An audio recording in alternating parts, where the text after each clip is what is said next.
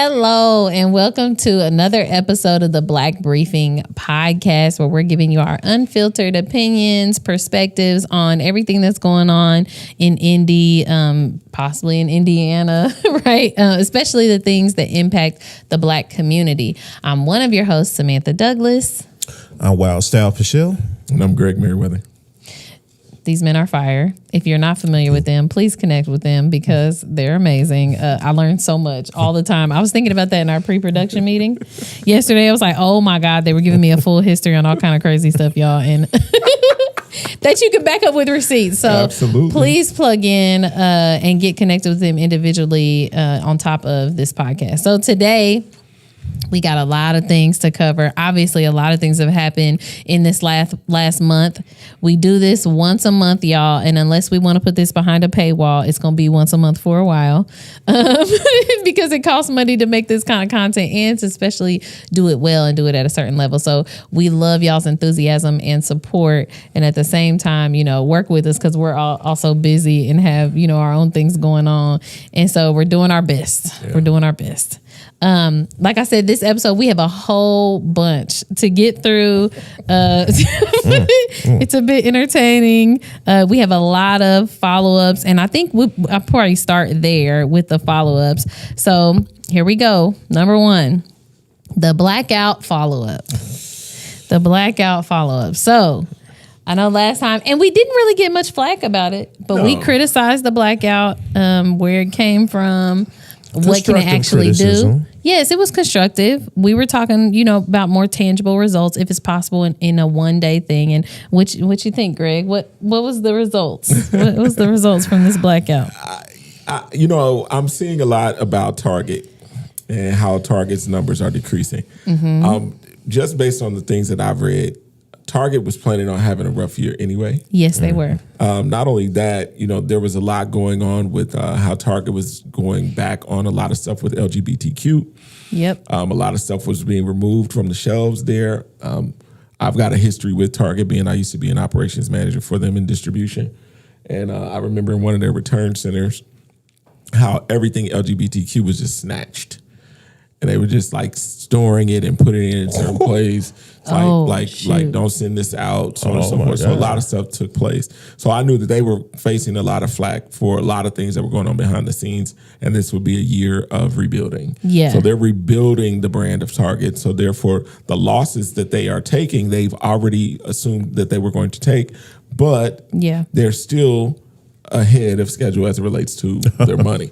Hilarious. The other thing is the other thing that I don't like about it is I'm not a person that says let's end this plantation and cheer for the next one. That's a fact. So when I'm looking and everybody's talking about Costco, I'm like, well, have you looked into Costco to see if Black people are being promoted, hired? What's the pay rate for Black people? Are they in senior leadership and above? Because if they're not, then all you did was transfer the energy and support another plantation that does not support Black people. Okay, so this is my question, especially about Costco going in there and stuff. They hire a lot of Black folk, and not just at, so you can go to our one that's even out north here, not just at like entry level positions. Like you have like their management, their leadership is Black, and you got white folk getting carts and stuff. So like in which it doesn't matter. I'm just saying, historically you would see it the other way around. Sure. You know what I mean? So I don't know. I guess I'm not trying to shoot them bail, but because I don't. Capitalism personally is not going to save us. Like I'm it's sorry. not. Yeah, no. Like, but to your point about Target, though, I also wanted to point out because y'all, this is a publicly traded company. You can go look at their financial reporting. Sure. They already experienced they started declining in 2023. Yep. Yeah. So that was their first decline. I'm anticipating. I don't think they've put out the financials yet for 2024. Right. They might, or it either just did or it's about to. But it'll go down to, like Greg said, that was things that were already going to happen. There was a small decrease in online traffic that I saw. Amazon saw an increase in online traffic. They did. But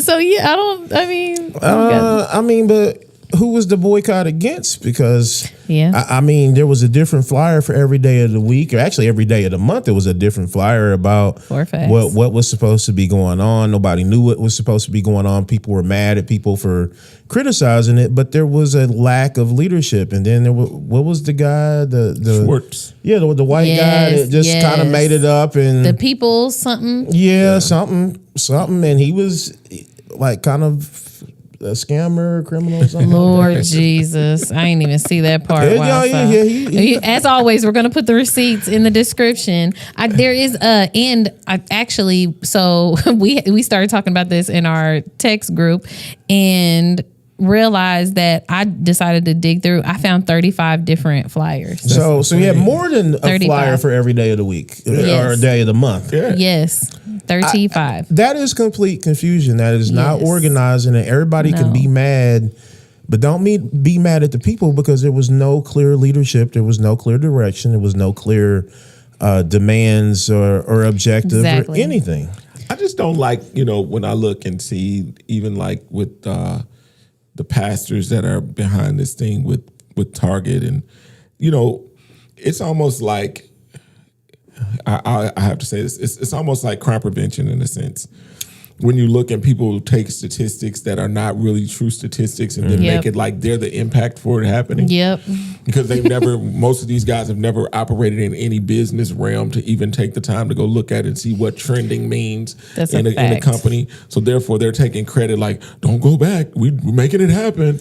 And all of a sudden it's like they'll say they decrease crime in an area that's being gentrified. Correct. Oh man, what was that? That one year they had all of Broad Ripple Avenue tore up. You couldn't even walk down the middle of the street.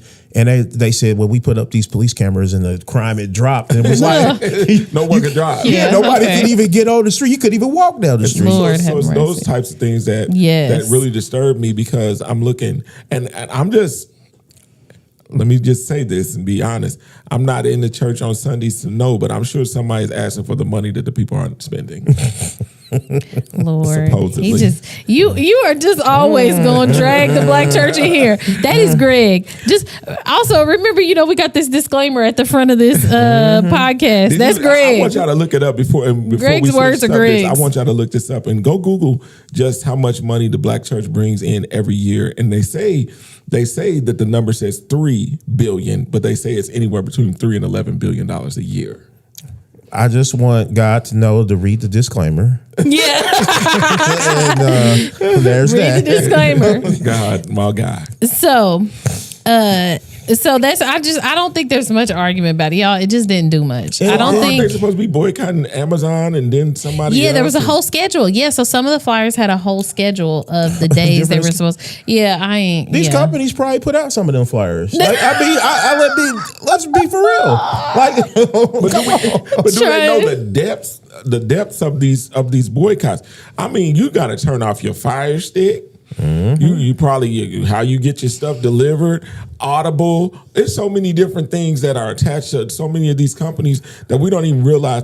And I keep saying the tentacles of racism are so long that we don't even know how vast this stuff is to even really have a strong boycott. Then you'll mess around and learn stuff like too that you'll boycott one business and they'll send you to another one, and that business owns a whole bunch of stock of the other one that you're supporting anyway. Exactly. And it didn't even help. Like, you know what I mean? Like when you're talking about boycotting Amazon and then you find out Amazon owns this percentage of this and that percentage of that. It's the web hosting, all of that stuff. Like, so black business websites are probably going to go offline. Okay, for real. Let's keep it a buck. If we really talk about a boycott, and I said this on the live, if we talk about a boycott and you say, okay, well, they say we can go to the black place.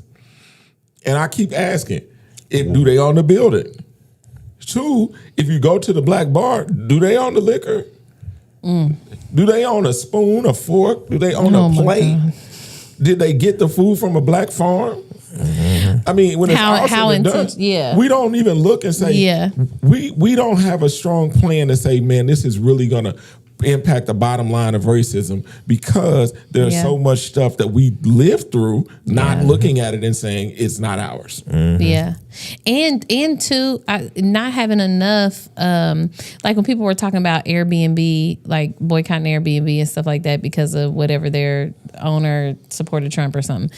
And it was just like, did the hotels do differently? Like that's what, and that was my like y'all. It's like y'all like and there's some stuff that like you just like you need to do. I don't know. I think it's tough. We need our own things. So that we actually do have real. Because I'm sure the Hilton wasn't putting out. That's a fact. They're smart because this is the thing. This is the thing. They're not like us. I think we think that businesses operate.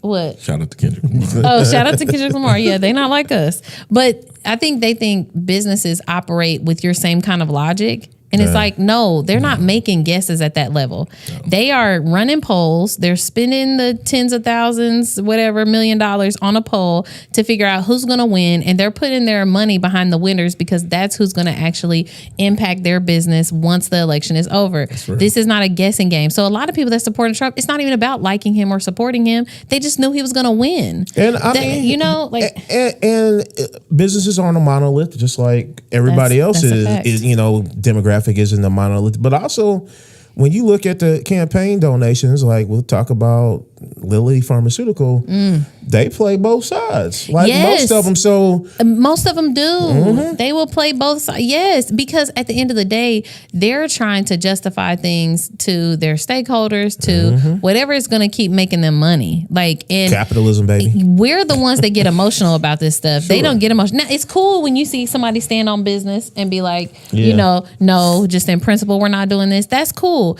But for that's an exception though. Like that is not the rule. But that's our problem. Yeah. Like when I said this on a post about red and blue should not cause black to be enemies. But when you look, and just like you said with these larger corporations, they put in on both sides. We don't. We are committed to one side. And as I've always said, politics is a means of transportation. What takes you where you need to go? If a donkey can't take you there, ride an elephant. And if an elephant can't take you there, get a donkey. But the problem is we've made it to where we have basically adopted this thing, feed it, nurture it, pet it, take it everywhere with us, as opposed to saying, if you can't help me get where I'm going, let me find something that will. Yes. Yeah. No, I agree. I think we talked about this last time. I can't remember, but I was saying I would rather have a white person that has the best interests of the black community at heart in a leadership position than a black person that I know ain't doing nothing. Yeah, agreed. Like, because at the end of the day, I need progress for my community. The representation is cool, but I need progress though. Right. Like if that representation don't come with progress, it's useless to me. You just a black face sitting there. That's not helpful. Representation as slave owners. Like. Okay. Because in that, this is it's not a good segue. Don't do that. But I'm with y'all. The blackout, it just one day, no demands, all this stuff. This is just not how you effectively organize progress or change. And I do want to tell people this too. You don't just get what you deserve. You get what you fight for. Yeah. And if it don't feel like a real fight, it's probably not really doing anything. It's real. And that's how this was. This was not a real fight. This was a social media campaign that probably drove up engagement and stuff. Everybody bought in. I did join the boycott because it wasn't hard to, just for one day. I aided black businesses all day. Yeah, we did all the things. I shopped at Target and Walmart and everything else, and then went and aided at black restaurants and drank white alcohol. Again, just remember the disclaimer at the beginning of this episode. but yeah, but at the end of the day, the reason why we criticize is because we want it to be better. We want to do these things better so that we can actually make progress. So I just wanted to give that follow-up though, because we talked about it last time. Next up on the docket, so again, another follow-up, because last time we talked about the Public Safety Committee acting like they may not approve of the mayor's deputy mayor appointment for OPHS, whatever, Alina Hill. Well, come to find out now, she has been confirmed by that committee. It still has to go to a full council. Mm-hmm. She's been confirmed to that committee.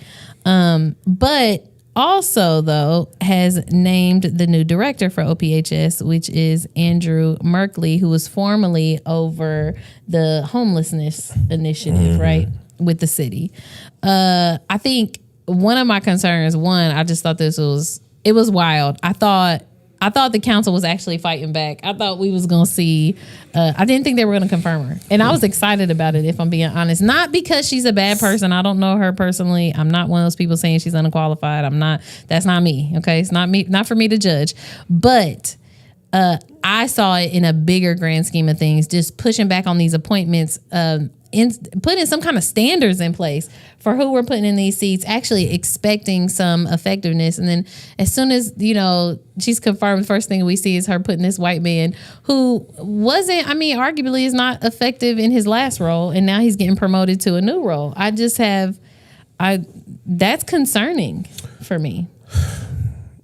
You're looking at me as if because I'm waiting because you know. Historically, the directors of OPHS have not been great candidates, or in my opinion, they're great leaders or effective at their job. Actually, no, not in my opinion. The opinion of the statistics of what OPHS is supposed to be handling, and I say a lot of that rests on the mayor. The mayor does not give enough resources.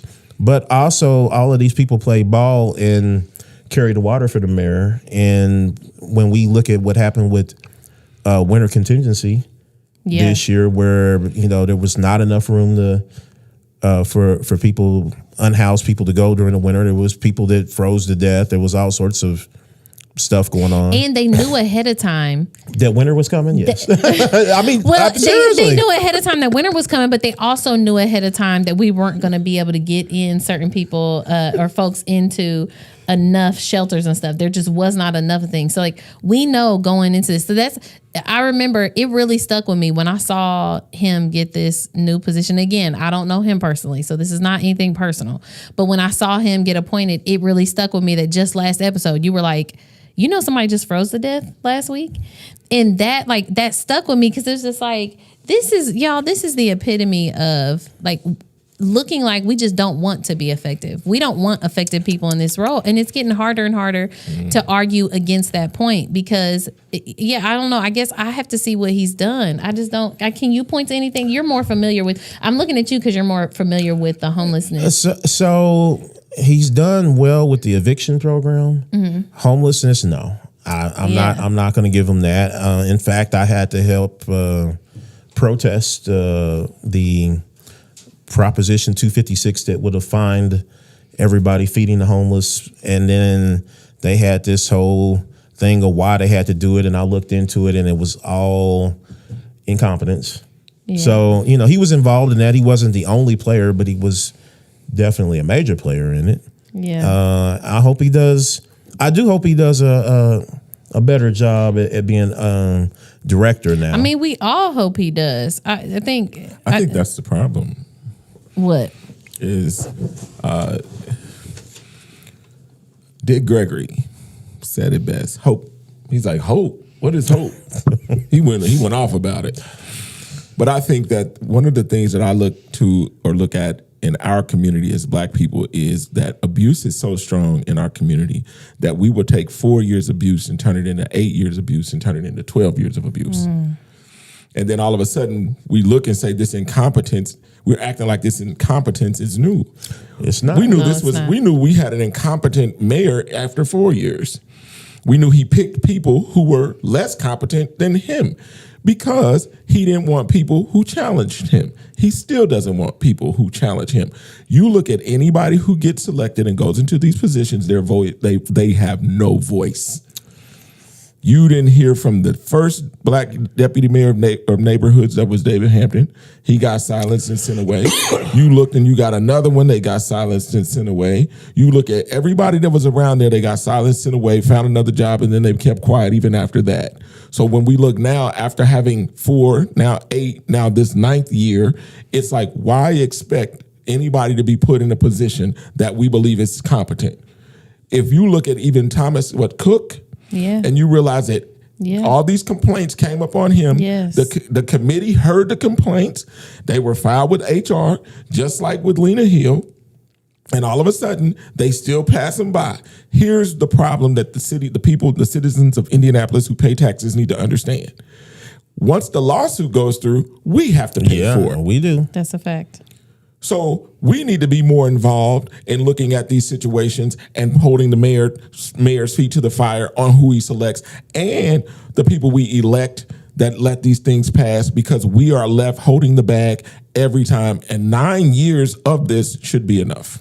And that was my point about the city council. They were actually pushing back. I think that's why I was disappointed with the confirmation. It wouldn't have mattered if it was anybody else in the city. It's not because, it could have been anybody. This is not personal to her, but I was excited to actually see the council push back on somebody that he was attempting to appoint that we see beforehand already has some challenges. Whether I can't speak to if they're true or not, but clearly there's challenges there. And there are other incredible leaders in the city that you could elevate and appoint to this position. And so that's what I love to see. I loved to see the pushback. And I was disappointed that now it's come down to we're losing that again. And we don't need to lose that. We need to keep the feet to the fire. We said this the last show.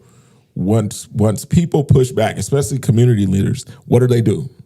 They offer you something. They offer you a job, yeah. There you go. So all of a sudden, the same thing that goes on the outside is definitely what goes on the inside. Yep. So all of a sudden, even Republican people start looking and saying, well, I still need somebody inside the mayor's office because I need to get something done in my community. Mm-hmm. So therefore, all of a sudden, everybody starts backing up and starts getting on board because of selfish reasons, as opposed to looking at it and saying, what's for the greater good of the city of Indianapolis? Yeah.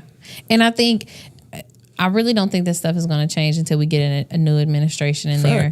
Somebody who's ready to, really challenge and go to bat with these kind of things, because I think there's multiple issues. I'm not going to go into it, but there's multiple issues with this administration beyond just the public facing things. Internally, their role, his role within our party. I take issue with a lot of it, but we definitely wanted to give that update that she was confirmed by the committee, still has to go to full council. And now Andrew Merkley is there. And you started on it, and I forgot to put this even on our list because we could have put it on the rundown at the end, but their deputy mayor of neighborhoods is now gone. Judy Thomas. Yep, Judy Thomas is gone. Yep. So they're going to have to be replacing her soon. Yep. Hopefully, my God, can we get somebody great in there? Would love to have somebody great in there, especially somebody. Can we get somebody who actually goes into the neighborhood? Yeah. But real talk. But does it matter if the administration isn't going to take what they're telling them? That's what I struggle with. But we got to get tired of figureheads, because what happens is the people. It's like a social cast, and there are levels to this. Mm-hmm. The vast majority have no idea what these people even do. That's a fact. But the sad part about it is when you get one of the strongest things, if you want to hide racism quite well, put it behind a black face. Mm-hmm. And what happens is we look in this man, he selects these people, they look like us, and we believe they're getting to do a job for us that they're not getting to do. And that was my point. I don't believe they're getting to. I agree. I don't believe that any of them are getting to do that job. Absolutely, none of them. Yeah, it's a game. No, yeah. Remember in the debate for the black agenda, he said, if you look into my office, there's a black woman. If you look at this person in this position, it's a black woman. The other is a Latina. So all of a sudden, you do all these things and you say all this stuff, but we ignore it, but not realizing that, you're playing this game, because when it's all said and done, all these colors are behind a white agenda. Yeah, they behind you. Period. But he said it before, the buck stops with him. Exactly. We have not had a public safety director since he's been in that position, a real one. Yeah. You've had somebody over OPHS, but when you said the director of public safety, period, he said it's him. It's been him for 9 years. Mm-hmm. That's a fact. Do you feel safe? No. I can't wait to get ran over by a scooter. Oh my God. Well, but that's what I'm saying. That's why I'm saying, regardless of who gets in these positions, it really feels like until we have a new administration, it's not going to make much difference. It's not. I wish that wouldn't be the case, but that's just kind of how it feels out here on, at this level. That's how it feels. Okay. Okay, next one. Boy, Lawrence is living up to their title, ain't they? Pound for pound, my God. Lawrence gets down. Amen. Jesus. Okay, number 3, Lawrence Police Part 2 is what I put on there because now this footage has come out, and what's crazy is, so when I first saw this footage, it was 3 weeks ago, y'all. And I was like, oh my God. And I texted them immediately and was like, yo, when this gets put out, I can't even put this into words. I'm just going to have to send it to y'all. Because seeing a Lawrence police SWAT officer chasing down a man in a car who's shooting at him, and he's shooting through his front windshield, both hands off the steering wheel and on a rifle, shooting back at this man. Driving with his knees. And the video is available. I'll make sure I put it in the description. You guys can watch it. Wild Style asked, I may put it as a picture in here so you guys can see it. You need to see the picture of it. Yeah, because you wouldn't believe what we're saying. You wouldn't, but it was like a scene out of a video game. It was insane. And to find out too that it's allowed. I don't believe. I think I believe that you're being lied to. You may be allowed to shoot from a moving vehicle, but you are not allowed to drive a moving vehicle with your knee and shoot from a moving vehicle. I would like to. Their chief, I'm gonna push back on you because their chief said in the call. So I asked specifically about that. Multiple of us did, and he said they are trained to do so. He said to shoot from a moving vehicle or to drive with their knee. He made it seem like it all. Probably both. All of it. Yeah. He made it seem like all of it. I believe he's lying. I can only tell y'all what he told me. I would like to. Somebody should reach out to the school and say, have you taught them to drive with their knee? I mean, that's the simplest thing. Have you taught them to drive a police cruiser with their knee? No, not a police cruiser. It was a big ass SUV, by the way. Yeah. It was a big ass Lawrence Police SWAT SUV. It was huge. I mean, even when you just think about just driving, period, and you realize that there are so many. Indiana has a state law that you can't have a phone in your hand while driving. Yeah. Let alone a pistol. Yeah. Or a rifle. So, that you're using with 2 hands. With 2 hands. So how is it that you look and say that regular people can't drive with a phone in their hand, but you can drive with no hands? And not just drive. We're talking about an actual police chase. A police chase. Yes. And then even when the officer was like, shots fired, I heard nothing that sounded like a bullet hit that car or that vehicle. So I didn't. So did they ever show the vehicle with bullets in it? Pictures of the police vehicle with bullets in it? No. They said there is a point in the video where the officer references his window getting shot out. I'll have to go back and find that timestamp. I'll have to go.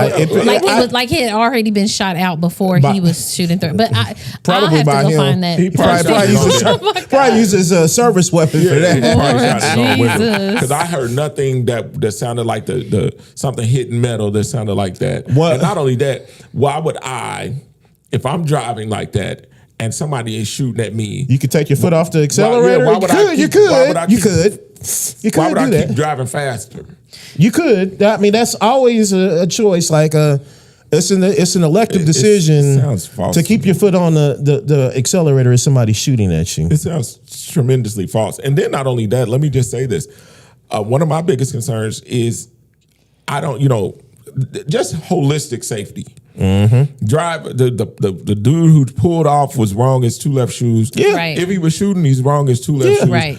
I'm looking at it and saying, do 2 wrongs make a right? No, they don't. And who was more wrong? And who was more wrong? Who was more wrong? The person who was trained or the person? It's like, however we look at it, public safety was gone. Public safety was gone, and Period. I think, that concern was raised when we saw this video. That like, who are you protecting at this point? Because right now you look like you're a challenge to our safety at the moment, as you're driving recklessly in a big ass SUV and shooting a rifle out of the windshield with both of your hands off the steering wheel at high speeds because you're in a chase. Down Arlington Avenue by the Point, the Grand, and the Triangle Club.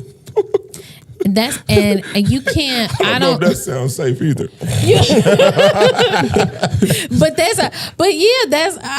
And broad day, it was like the evening. It was winter, so it was probably like about 5, 4 or 5. Because the sun was really out. The sun was really out. Yeah, the sun was really out. So this is broad daylight. Yeah, and it started on Pendleton Pike, ended over on 30th Street. So you would, it was. Yeah. So you would think that from a public safety perspective, you'd say there are plenty of ways to deal with that driver. One, backing off from that car would have immediately stopped the man. If he was shooting, would have stopped him from shooting. 2, you wouldn't have had to exchange gunfire on Arlington while you shooting forward and he's shooting backwards. Who knows who's in the middle? Yeah. So when I look at it, I'm like, at some point, the trained individual should basically have the responsibility of public safety on his mind. How about the one being paid to ensure the public safety? Agreed. Like, not just trained, but being paid to ensure our safety. The bad part about this, and that we all need to realize, is protect and serve even falls in line with the criminal. Mm-hmm. You do not lose your rights as a citizen just because you commit a crime. Yeah, exactly. No, yeah, at the same time, that's a challenge I raise all the time.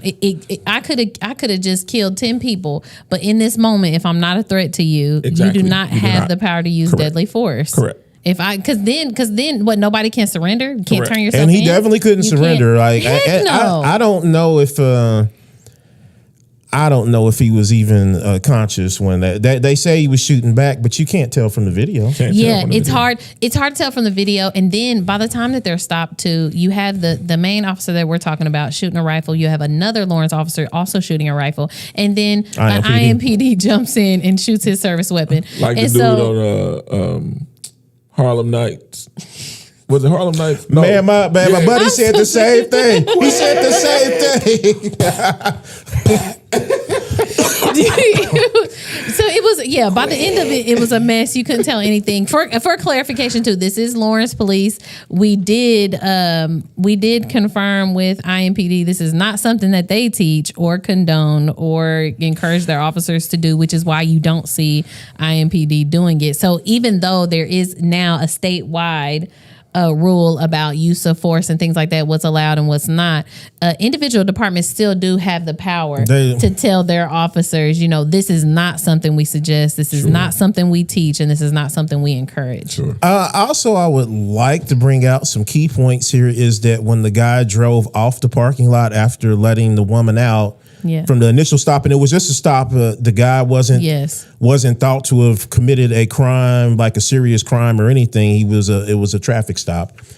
Why is SWAT making a traffic stop? But anyway, that's confusing. That's confusing. He pulled off as soon as he pulled off the lot. He was in Indianapolis. He sure was. And they chased him the entire way through Indianapolis. I'm talking about Lawrence PD chased him through all up and down Indianapolis streets. And the news reported that multiple civilian vehicles were hit by gunfire. Yes, there was property damage. And you know what else too?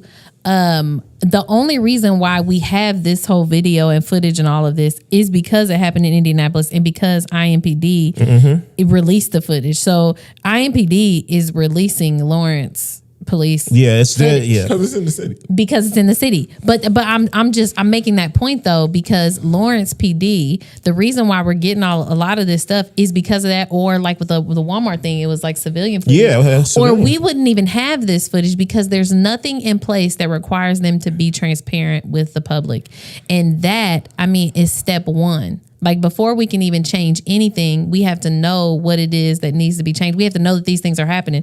And it just so happens that this happened in the city. I don't want to say thank God, but thank God we could get this footage and we can actually see these things. Know that this, because I'm sure none of us knew that they were being taught to shoot I was on out of their moving vehicles. I was on the call about this shooting, the critical incident call. Oh, yeah. And I kept wondering why all the police looked. You could tell when they look guilty. Mm-hmm. They look guilty, but they were explaining the situation with him. Yeah, he clearly shot back, like that we can prove that. And I'm like, okay, well, it sounds justified, but I had no. In the grand scope of all the things, I never thought that there would be a time where, there's an officer in a high-speed chase down Arlington Avenue driving with his knees and holding an assault rifle out his front windshield and shooting recklessly in Indianapolis. It's like a movie scene. It's I can't even. I was so angry looking at this footage. I didn't even know what to do with myself. I think one of the things that angers me the most is that out of the two incidents, listen, and this is just keeping it a buck again, we have to be careful what we ask for. And two, we have to hold black people accountable when they get in the seat. Deb Whitfield is too quiet. That's a fact. She can hire and fire that police chief. She's way too quiet. She's the mayor of Lawrence. She's the first black mayor to be in this city, and she is as quiet as a church mouse as it relates to these incidents. And nobody is coming at her and telling her, "Open your mouth about stuff like this." Well, she's getting, but this is the thing. People are coming at her at all angles. She's too quiet. They're coming at her at all angles. I mean, I can't remember if I actually tagged the articles last time. If not, I'll make sure I put it in the description this time. But Lawrence has had several issues of their own. Yeah, we did bring it up. Yeah. So the city is, they are getting it from all sides. Well, she has to be getting it for this. I can't imagine she's not. She's going to get it from Indianapolis because this is and not that it was okay to do in Lawrence, but you came and did it in another city. In our city. Sometimes I'm out there on the Purple Line platform or on them bus stops out there. It could have been people out there waiting and got shot.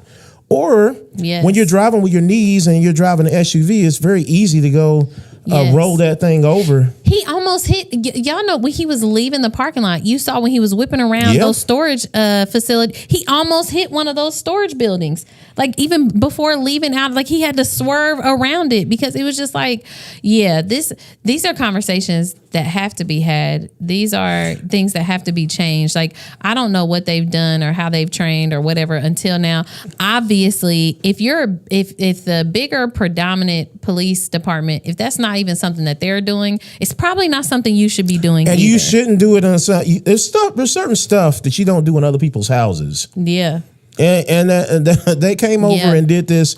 I don't believe that the Lawrence PD is going to go do that to historic Fort Bend. Ooh.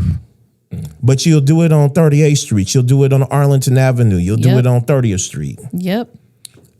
And that's a whole. And one last point for me is when they did the pullover, I'm appalled by the verbiage. That's a fact. Yes, yep. Immediately. Immediately. Turn the fucking car off. Is that what you're saying? You're talking to the lady. Yeah. I'm like, well, hold on. How do you? She's just trying to get out. How do you talk to somebody like that and it's okay? And it's it's those things.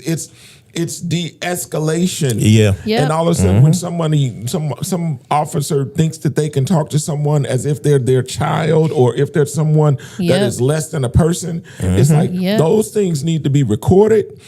And I tell people this, don't give me the complaint. File a formal complaint. We need to start looking and saying what has been filed on any officer.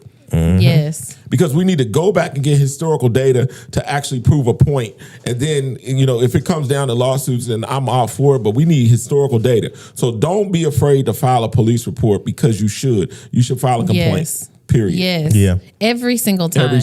Every time. Because this is the thing too. People don't know unless it's in writing too. Right. They don't know unless it's in writing. Put that in there because you don't know. Yours may not be a big deal, but you fast forward a few months and they might be shooting out of their moving vehicle with their hands off the steering wheel, and it may matter. It may matter. So make sure you're doing that again. Super. I can't even say I'm disappointed. Honestly, I've heard horrible stories out of Lawrence about their police department for a long time. So I don't know. I'm hoping we just to be transparent, we've asked as the Far East Side Community Council and as the Far East Side CRDC with the IMPD, we've asked for a meeting with their chief to see if that, we can get some transparency, some clarity, I hope after seeing this, feeling this, seeing the community's reaction to it, there's some changes that needs to happen in your training, in what's being allowed. I hope that conversation happens and goes well. And if it does, I'll definitely come back and let y'all know about it.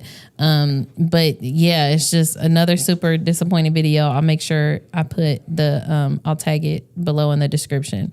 Okay. Next up, 38th Street development. I wanted to bring this up. It's a housing thing. It's apartments. They're trying to put 38th and Keystone. Amir Indy did a really good article on it. Some people for it, some people against it. But really what it brought up to me is with all of, especially our predominantly Black neighborhoods, or our predominantly like diverse or people of color, we are having these conversations a lot about housing, about apartments, about how many units are being put in how many acres and, density and stuff, because we know that can be a challenge and stuff. And a lot of times what we're seeing is a lot of our Black homeowners, especially our older ones, right? They are pushing against any and all housing. NIMBYs. That's what it's called. Not in my backyard. Yes. And one of the frustrating things for me, for Wildstyle, for Greg, any of us that are organizing at a grassroots level, you understand that we need housing desperately. We need it. It is killing us as Black people. The housing crisis is one of the things that keeps us in poverty, keeps us struggling for educational achievement, trying to keep a job, trying to do all of this. And when you don't have housing, stable housing, a place to lay your head that's safe, that's not going to make you sick, it is killing us, literally. 100%. Yeah. And that was why I wanted to bring this up. I wanted us just to have a little conversation about, like, I think there's ways that we can do it intentionally and considering the community around. Like my community right now is putting $300,000 houses on German Church. That's not helpful for our density issues. You know what I mean? No, it is not. It's just bringing more people to stress our infrastructure and resources and stuff. But we have to figure out a way to do this in a way that it works with our community and it doesn't feel like they're being built on top of. And so that's why I wanted to bring this up. It doesn't have to be a real long conversation. I'm definitely going to link that article in the description below. But also, I want to start challenging us to think differently about housing, especially, it's probably not the people who watch this podcast, but your grandparents, your parents, right? They're homeowners, and they are probably actively fighting against some kind of housing development in their community. And instead of just fighting against it, I want us to be more creative and strategic in how we approach those conversations. Like, how can we do it in a way that it works for us and the people in the future? Because, like, a lot of people have made good points too about there's a lot of folks that are fighting against this stuff and they really won't have to live in the consequences of it. We will. The younger folks will. And so, at some point, we have to look at the people who bring issue to the table. We have to look at the people who are connected to certain people. There are people that we look at and we call them activists or allies, and they are in bed with the organizations that are taking our communities. There are people who believe that they are doing something to restore their neighborhoods that are being played every single day and don't know that they are the face of gentrification through, what did I say? The best way to hide racism is behind a Black face. So all of a sudden, the people that we trust in our community get in bed with certain government people or organizations, and then all of a sudden they say, oh no, they're gonna let us keep the Belmont Beach where Black people can't swim. And then you look and then you start having fun and partying, thinking that you're going to keep your community and that Belmont Beach and Riverside Park and all these things are going to remain. And then all of a sudden they get snatched and that person is looking crazy because they were the conduit to your destruction. And so when I look at housing and all these things, I'm like, get people who actually do the research and work to be the voice. Stop having these people that you see, because I'm going to tell y'all, this is just Greg Merriweather. There is a disclaimer at the beginning of this show. I'm not taking no pictures with the mayor. Why? Because I don't believe he stands for what my community stands for. I'm not taking a picture with the governor because I don't believe he stands for what, I don't care what the occasion is. I don't care what the party says. I don't care any of that. Because when I look at the results, I have no business being in a picture with you because I know at the end of the day, that picture is going to be used for the benefit of them. Mm-hmm. We need to take that position. And when we start taking those positions and saying, no, you're not going to have me as a prop because I know you're going to use me when it's time to use me. And my people are going to believe that person, that Greg Merriweather that stands for his people, if he's standing with him, then I know he's standing with, then that man is for our people. Yeah. And we got to stop being those people because it impacts all this stuff that we talk about every single day simply because we get used as a photo op. That's true. I've been used. I've been in several pictures with the mayor. Now I'll say this: it wasn't, let me take this picture with the mayor. It was like one, like our neighborhood got a proclamation one time. Or I just got an award at the top of this year. I just got an award from one of the departments in his office. So of course there's pictures of the mayor with that. I think too, it also many of us are vocal. I think the other thing is too, we got to stop thinking that a picture with somebody all of a sudden means that we support something that, you know what I mean? Because that's I think that's also crazy. But he wouldn't do it if it wasn't true. The optics are real. That's true. Like I've seen, like we saw a situation with another candidate that was Republican, and someone ended up in his commercial that didn't want to be in it. And he didn't ask if that person could be in that commercial. Yeah, they had that. There was a whole fuss about that. Yeah, and so when we look at those things are. I wish we would believe that people are that diabolical. Yeah, it would possibly change the way we live. Yeah, if we just said, "Nah, I ain't gonna keep trusting this." Well, and just quit this. But my point is quit looking at the optics and look at people's actions. Like that's the other thing too. Stop worrying about like the pictures and the press conference and look at their actions. It's hard because we don't know policy very well, but we don't have time to know the policy. What's bigger than policy is this: we don't know media. Yeah, we don't realize that. 9 times out of 10, you're not putting Malcolm X in the paper because of his social impact to black people. You go get the person that you're in bed with. So when we look and you see only certain people get to talk about crime, only certain people get to talk about blight, only certain people get to talk about certain things. Because when it's all said and done, are those people actually, are they about the people or are they about their own opportunity? Yeah. And when it's all said and done, media controls that.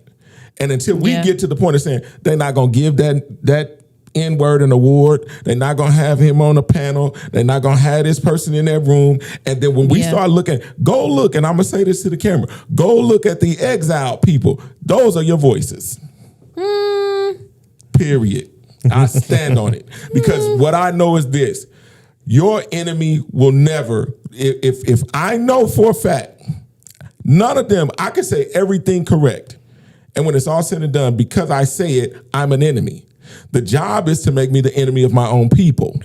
But when I go get people who will be party over people, that's a problem. Yeah. I don't care what the party looks like. That if we take this on real talk, these parties have caused us to not even get along with each other.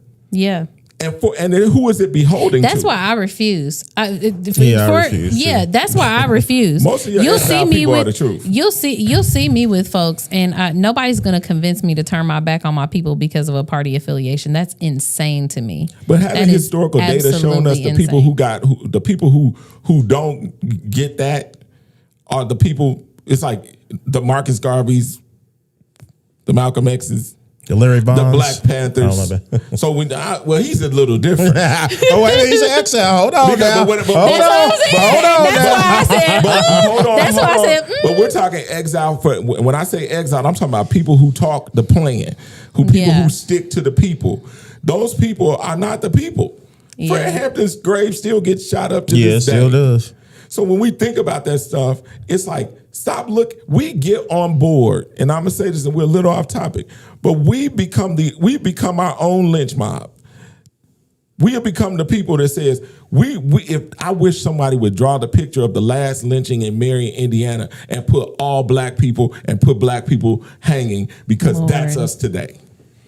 We don't. So it's 12 years a slave where they took the dude and put him in the slave community, hung him by the neck, and left him in the mud. Nobody came and saved him.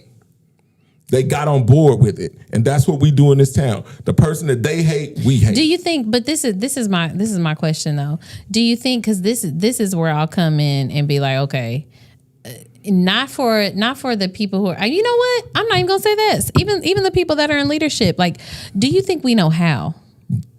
I don't think we. Let me say this. I think we know how. I think one of the biggest things that happened in the black community is when King got killed. Because you had a nonviolent leader who was not a big man, who wore a suit, who was brilliant, and they still put a bullet in him. And let people, you know, that's the standard. And that's the standard. Yeah. So when you look now, it says even the smallest man with the biggest heart that was very articulate, if he got out of line, death was the payment. Yeah. And so now you look and people say, I don't want that.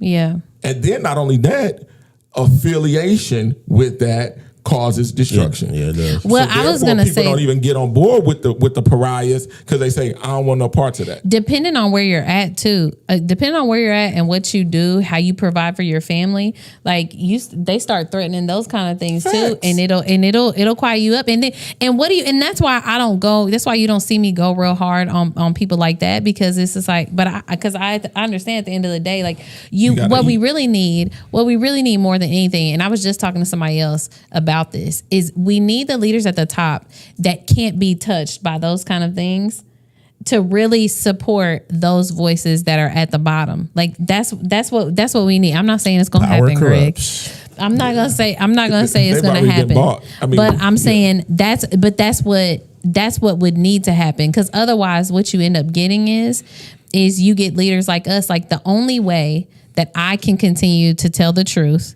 is that I refuse to take a check from any of these folks that would try to silence me from telling the truth, right? Correct. On the flip side, though, it keeps me freaking always having to find a contract, chase a check, do the things. You know what I mean? You can't even get like traditionally employed because people are so scared of you just telling the truth. Because let's be clear, I'm not out here like doing anything like too crazy, but I'm honest. And so, and that's the tough. That's the flip side of it. So so somehow too, we have to figure out how we can support those folks that are willing to go out on a limb and fight and do these things so that they can be protected professionally and like their families, like actually be able to provide for them, do those things. Because you start to get into challenge that kind of stuff, and I don't know anybody that's not going to back off, because at the end of the day, listen, me and mine going to eat. Sure. They have to. And that's the game. And that's the game.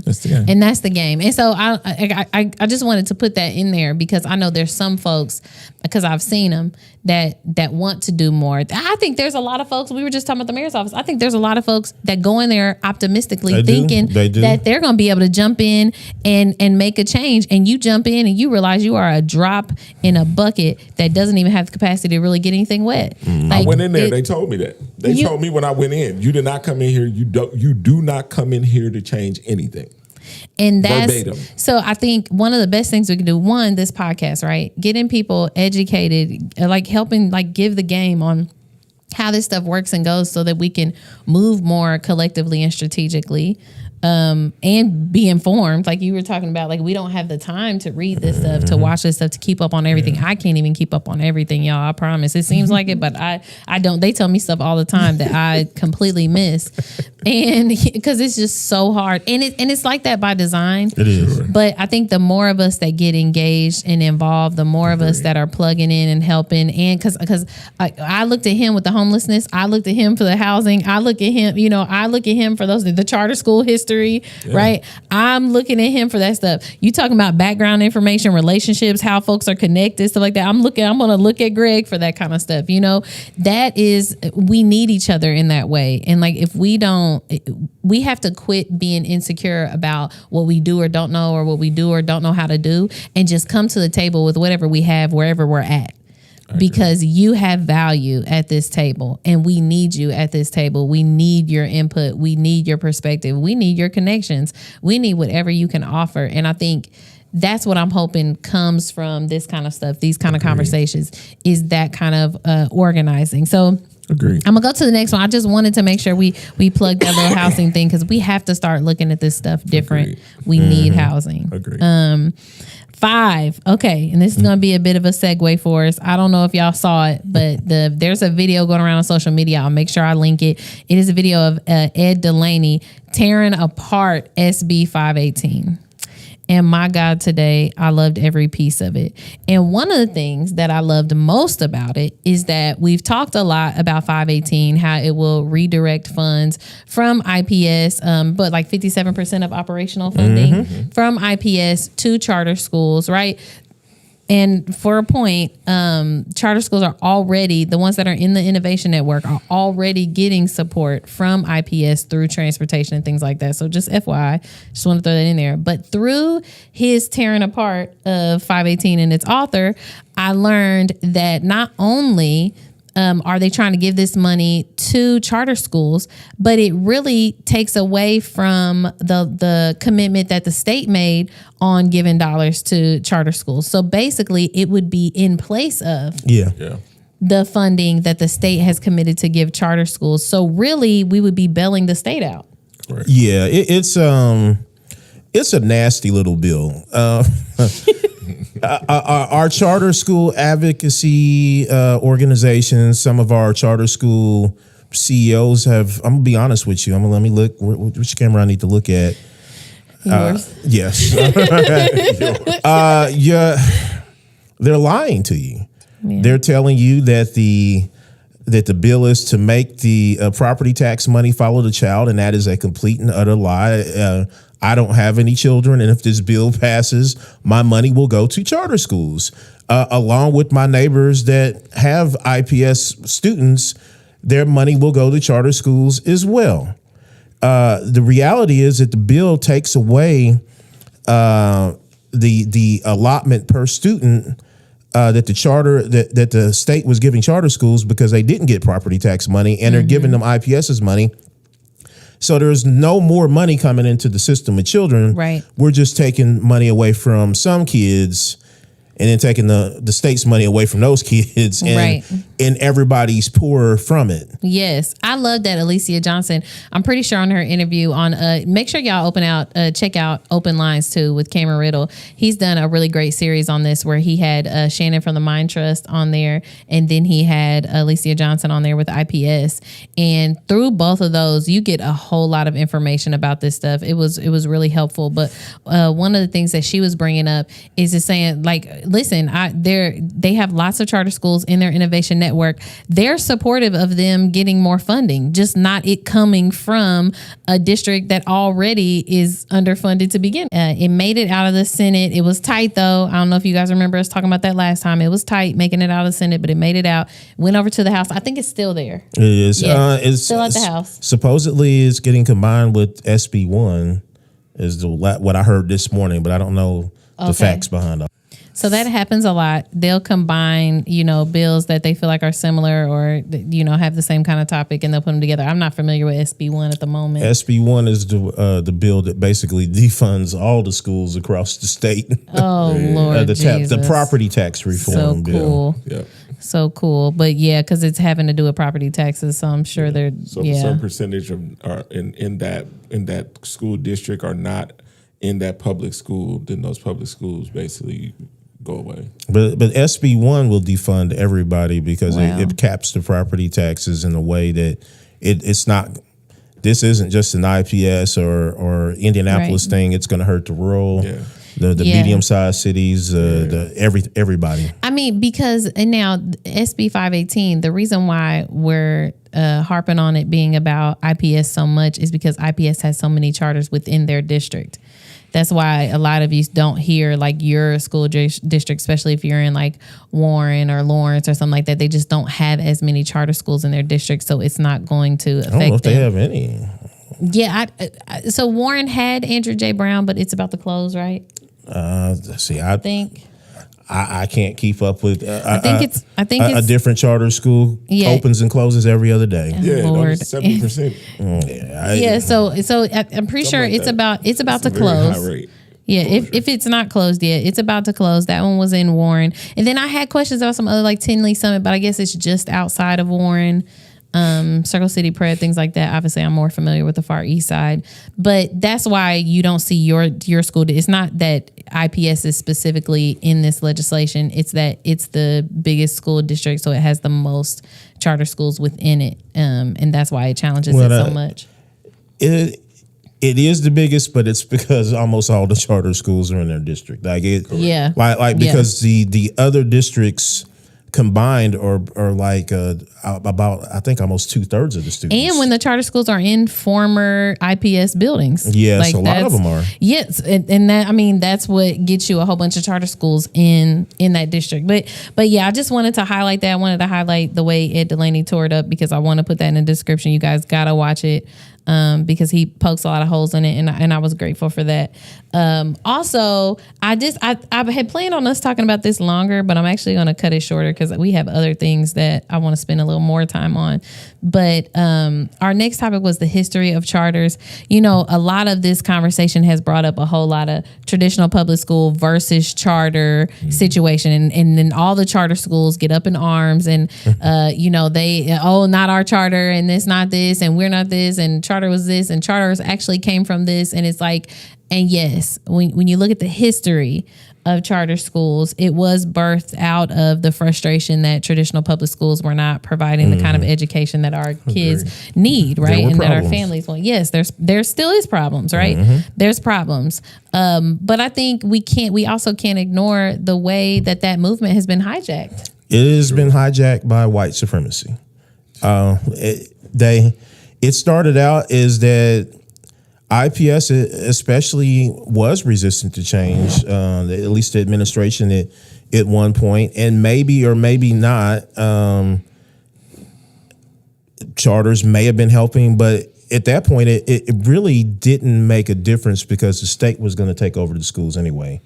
And what IPS chose was to have a charter do it instead of letting the state directly take it over. So that's a lot of how that happened. And so initially it was a solution to a problem, an actual problem. Now, not so much. Now it's just it's been hijacked for selfish interests, and I think it's tough because there are some great leaders in that process, in the charter system or whatever.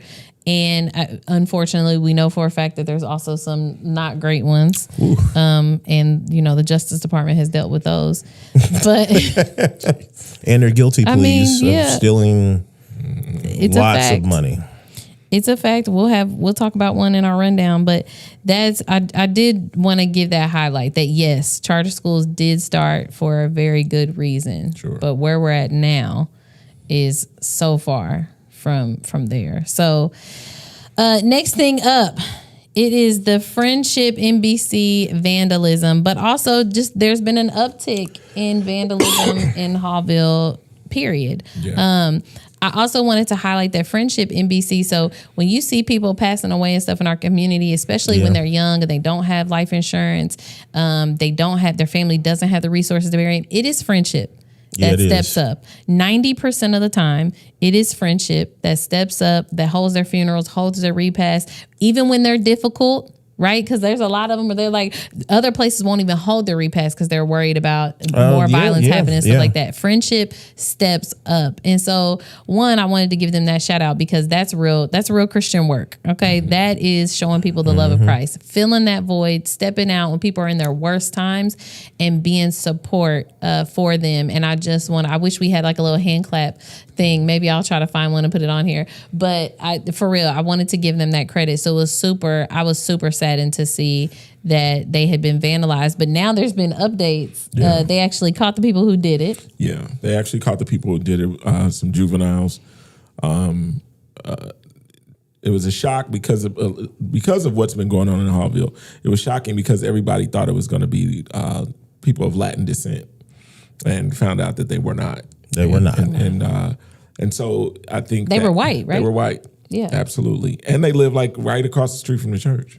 Yeah. So it was like they were like right in close proximity of the church. So it was very interesting to know, just from the people I've talked to and the cameras that were around the church, it was very easy to apprehend these people. Lord Jesus. So I walked around there to go try to see this because I was concerned about the nature of, let's say, some of our folks online posting pictures of Latino people and saying, well, and literally there was a post saying, well, they probably think that it was these people. And I was like, probably think like, and so I walked around and I saw the graffiti over there. And I also walked around the street next to Friendship, and there is quite a colorful neighborhood. Hallville is 33% white, Black, and Latino. And around there you saw everything, including Blue Lives Matter stickers on cars. Yep.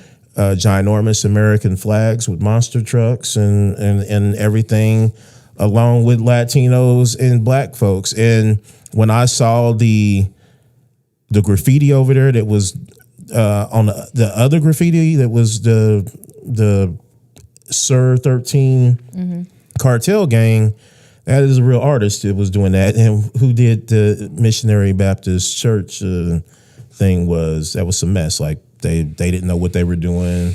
They clearly weren't an artist, and it was sound like they wrote, like they said, the devil rules. It was to be funny. Yeah. It was clearly to be funny. Like so, it was very different intentions about this, and I was worried that people would construe it to and then create a Black and brown problem that we do not need in the city right now. Yeah, that's a fact. I mean, because so many of our communities are so diverse now.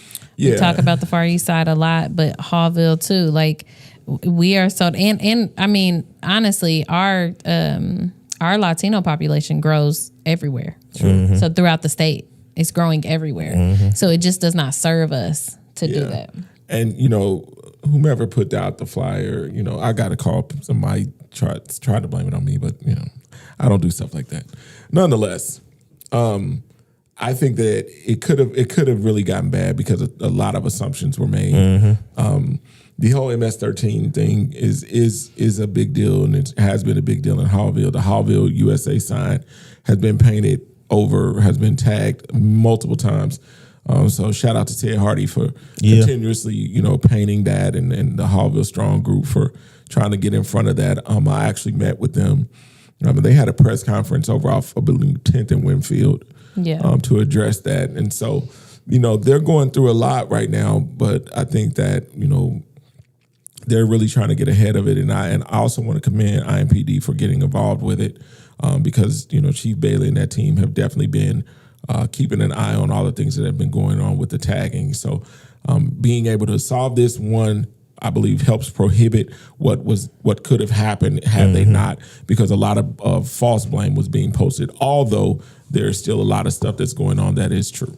Mm-hmm. I think too, there was I heard too that there is some state legislation that kind of impacts the police involvement too with like private property and things like that. So that was challenging too. So that's again, I feel like so much of this stuff always comes back to legislation and stuff in our state house, but we need to pay attention to that kind of stuff, like what police officers, can do, what they can't do, especially with private property, because if they have an agreement with that owner, it should allow for more things, but just know that sometimes can be a challenge too. And it goes back to legislation, of course. And as much as our neighborhoods are diversifying, I mean, I think that this could actually be the blueprint of things to come, simply because a lot of these neighborhoods are changing that were once predominantly Black, that are now changing. If these issues come up, we can basically use these situations as points or blueprint to know how to resolve them quickly. Yeah, let me also give a shout out to Ted. He has got the most difficult job. He is a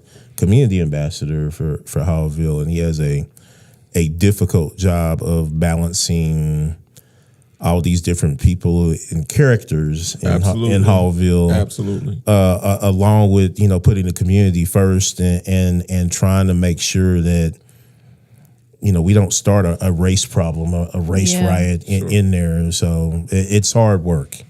Yeah. Next topic, but big love to Friendship NBC. Yes, I just want to say that again. If y'all can, if y'all can support them in any way, make sure y'all are showing up and supporting them. They do great work.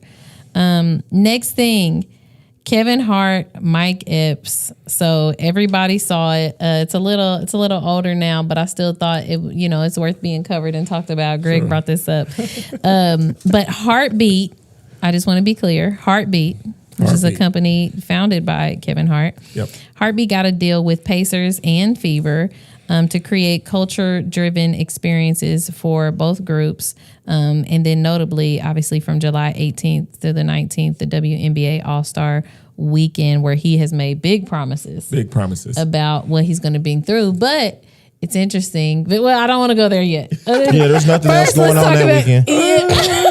So first we'll talk about we created this whole narrative that even Mike Epps didn't agree with. Once he went on the Breakfast Club. Sure. I when it's all said and done, I think that Indianapolis needs to understand that we have not had a grand entertainment scene ever. Boy. And to have someone, and let's keep it a buck. This is not them signing Kevin Hart. Right. Yeah. This is them signing Kevin Hart's company that does this type of thing. It would be the equivalent of Jay-Z's deal with the NFL. Yes. The entertainment aspect of the NFL, selecting and choosing what type of entertainment artists, all that comes with being at the Pacer game and the Fever game, and then now the All-Star Weekend for the WNBA. So don't get it confused. So in retrospect, we have to look and say, a lot of people, I believe, were looking at the individuals. Yeah. Yes. And just because, Indianapolis has mad love for Mike Epps and what he does as a professional comedian or as a comedian, that does not put Mike Epps in. It doesn't mean he's in position to basically run this type of this level of operation, being that this man has a production company that does it. So I don't want us to look and slight him and say that Mike Epps is being snubbed because let me just say this. I heard a lot of promoters that came out and had a lot to say. I'll say this personally: you have failed. Because when it's all said and done, every year, all the time, we see the same people all the time. You go get the acts that don't have members. Members are missing, dead, gone. Stephanie Mills is auntie at this point. So at this point, it's like, what are you going to do? You're going to keep giving us, you're going to keep making Indianapolis act like we're in the 70s and celebrating it as in 2025. So when you get someone who has star power, star pool, affiliated with what no one in this town is affiliated with, including Mike Epps. Let's be 100. It's like, yes, he's famous. He's not A-list. It's just that's just fair. I'll say this too. They've built their careers in a different way. Facts. And I don't even think it's fair to compare it like that. Because building this, Heartbeat company, and the way that Kevin Hart has built his career it looks like he's building for something else. Like it's never looked like, oh, he's just going to be a comedian that stayed as a comedian and he dabbles in acting and that's it. Kevin Hart is building something much bigger. It's the Jay-Z machine. That's his friend. So when you look, it's like, I'm not just a rapper. I'm a business person. And it's huge. And it's huge though. Like, it's not on the same scale as Mike Epps. And we love Mike Epps. We love the stuff that he does for the community. He's been hood famous for forever. And we love that. I don't even see how this was even a comparison, because they're just not even in the same lane. It's just, I think it's the concept that people, they are only seeing the people and not the companies. Like, don't think of this as entertainment. Think of it as building the house. And does Mike Epps have a house building company? He does. Yes. Would Kevin Hart have that? No. So you probably go hire Mike Epps for that. But yes, Mike Epps doesn't have the a business that specializes in what Kevin Hart's Heartbeat does. Right. And so Mike just wasn't an option for the Pacers and the Fevers at the star power. Now, when we talk about our promoters that have failed us, our promoters that failed us, they failed even in the Facebook posts that they made, blaming, and I am all for, please blame Indianapolis City County Council for as much stuff as you can, but you cannot blame them because the Pacers chose somebody other than Mike Epps and Black Expo. That's not how this works. That's not how any of this works. It's not how any of this works. I think we've been lulled to I hate to say this city likes mediocre stuff, but I have to say it because when it's all said and done, it's like, how many years have we dealt with the same entertainment? Really? How many times have we looked and wondered why Beyonce skipped Indianapolis, or Jay-Z skipped Indianapolis, or Kendrick skips Indianapolis? How about that they built, y'all, do y'all know? It's the 16th largest city in the country. I actually think, Greg, to your point on that, I actually think you shared this article, Wild Style, a long time ago. Like, it's been a couple years, but that Lucas Oil Stadium was not built with acoustics in mind for big concerts. It caused a big, and I mean like stuff that I can't even talk about on the podcast. It caused a big stink when I brought that out and found out the articles, because it's true. Yeah, he actually says it. Like, we're not building this for concerts, and that blew my mind. And they tried one or two there at first, and it was a disaster, and they had to go redo the system.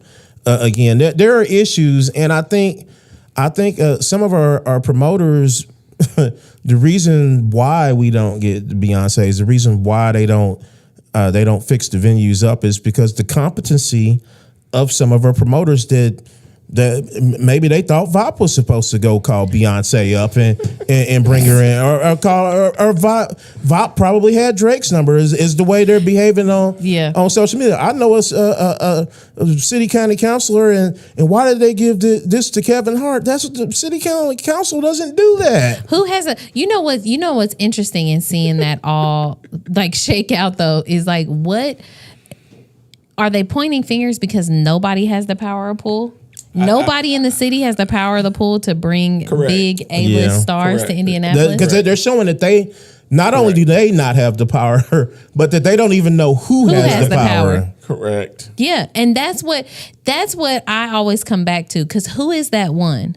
Who is that one that does that for Indy, or that convener? Who has the power and the relationships is in the rooms to do that thing? Like, who is it? Nobody. It's nobody. It's nobody. Can we get a nobody clip? Nobody. Yeah, nobody. For real, because there's nothing. And I think that's what it comes down to. Everybody's looking for somebody to blame. Yeah. And it's like, I mean, at the end of the day, we probably need an A-lister like a Kevin Hart to be employed by a Pacers and Fever to come in and make those connections for us. But we also need more competent people from the previous generation to know their craft better. Yeah. Or at least pretend to before you go make social media posts and expose yourself that you probably are part of the problem on why this doesn't work. Begin to share a little bit of the power that you do have. Oh, Lord. My God, today. Okay?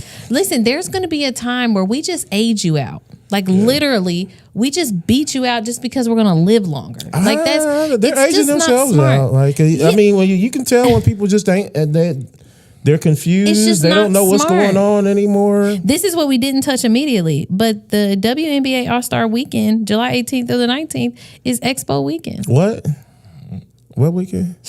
I mean, for real, if Kevin Hart delivers on the stuff that he's saying, oh my God, that's not going to be a very high bar. Given that it's not a very high bar, but if you skip DeBarge and El DeBarge and Stephanie Mills and get somebody from the '90s, mid '90s, you've already beaten. And there it is. Like, is that the nail in the coffin for Expo? I do weekend. I think it is. I think that Expo's days are numbered. I think that once this comes into play, I'll say this again. Once a decision is made and a black company is hired to take over, it's like you don't get to fight. You don't get to say, "Oh, this is racist," because they hired a black company to do what it is that you were supposed to be doing.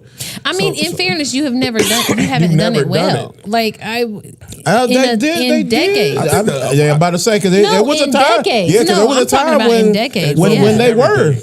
Yes. I agree. No, we all love Expo, which is why, like, for years I've been asking why they haven't come to younger folks. That I cannot even tell y'all how many of us would just jump on for pure nostalgia. I think it's again, Indianapolis has a great way of hiring managers to act like CEOs.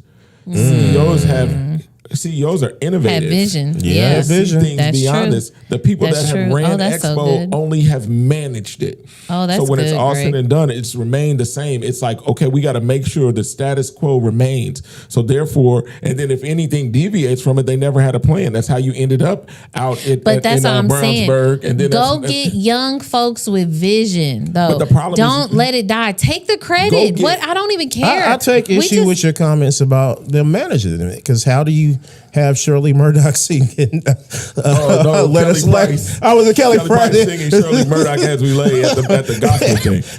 Oh my God. That's not good management now. But I think that when it's all said and done, there's no innovation. Yes. And I think that you can get younger people involved, but I also think that what we've skipped over. They said joy comes in the morning. That's the connection.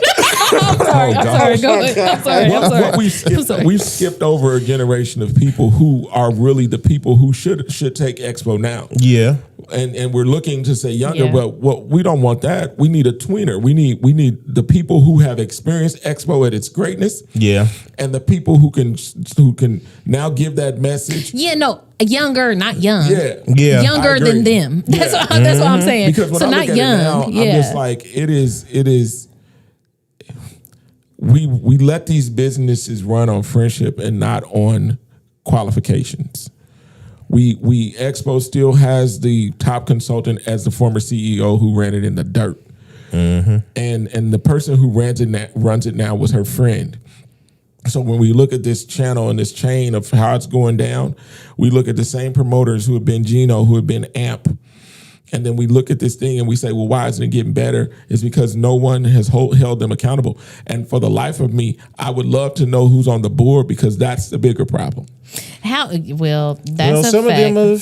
Some of them have pled guilty to federal Lord. crimes. You see what I mean? We had that conversation off air, but that's our problem.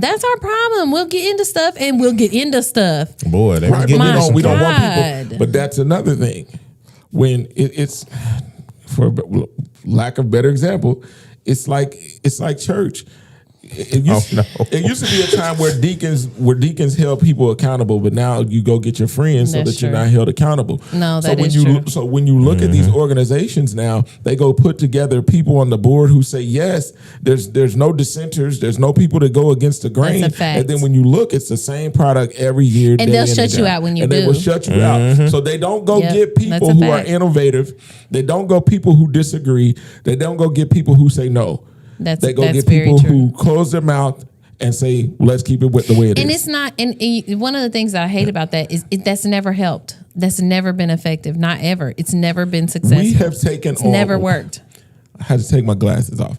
One of the worst things that we have to realize, and it goes beyond, it's like America and racism. Racism says, I am willing to fail with you before I put you ahead. I'm willing to fail. I am baffled how Expo goes into Lucas Oil Stadium and sees 2,500 people and still goes in the suites and eats like it's all good. I don't know how the board members do it. I don't know how they look now, and you can walk downtown in this naked for Expo. Don't know anything's going on. And in your mind, you say you're successful only because you'd rather keep this close-knit group that says, I'm not going to bring anybody in here that will go against us, and I would rather every black person who comes to see this Expo fails with us because we refuse to change. That is the equivalent of racism. You know what too is like this is the other piece. Like you don't even have to have all the answers. You don't have all the answers. You won't ask for it. The frustrating part is that you'll see Black events that do well, and you won't even reach out to them. Hey, partner, come help us. Like let's do your thing. Like the hip hop festival that happens here. The even though I know people get mad about it, but Garden Party, it's a whole lot of young, professional, successful Black folks in one space. Butter. Like what I'm saying is like you can't go to Be Nimble, you can't go to Gang Gang, you can't go to who does the hip hop one? Oreo and Brooklyn. Yeah, so like you can't go to none of them and be like, listen, let's partner, let's figure out how we make this work. Do you realize IB obviously has some amount of money and stuff, right? They have some fun. So it's like they have a lot of money. Yeah, they got fun. So it's why do you not just say, yo, just come, let's just do this thing together. You can't have an outside Black event downtown during Expo. Did you know that? No. That is rule. No, it's not. Absolutely. Oh, we got to look this up. No. We got to bring it back for the next one. We got to look it up. It was some years ago. Somebody was trying to have something on the circle during Expo, and they shut it down. It's rule. I was inside Expo when they shut it down. You cannot have another Black shut down the event or shut down Expo. That's not a Black event. Kevin Hart's is over that, but you can't have another Black event downtown. Okay, we need to bring that back. That's a whole other conversation. We'll figure that out and come back. Yeah, we'll figure that out and come back. That's a gatekeeping conversation. I mean, collaborate. I'm not going to give my intellectual property, but collaborate though. Yeah, it could. It could. Collaborate. They've been headquartered over here at the old Crossroads Church over there next to Ramsburg. They have no involvement with us. Listen, they have no involvement. And that's a huge facility. You gave away historic property on Meridian. Like now, I look at that building with the pillars and all that. It's beautiful now, but then when they had it, it looked like Sanford and Son. So all of a sudden, it's like the leadership is bad because you don't have the know-with-all to run a good business. That's it. Well, where are you at? Like, where are you in the community? Where are they in the community? I mean, to have a facility that big, it was a college. Yeah. And when was the last time you heard of a Black community event being there? When was the last time they had an open house for us? When was the last time you ever seen any of your friends there? I met them by accident. Okay. I met whoever was over it by accident at a Warren Township was doing strategic planning. It was like a 5-year strategic plan, and this has been probably like 4 or 5 years ago. And they let me know they just got over there and they're going to have a studio in there and they're going to have all this. I'm like, oh my God, like that's great. Like come to our Far East Side Community Council meeting, tell the community about it, like get plugged in, like let's look. Nothing since then. How I got in there was because a white man took me in there.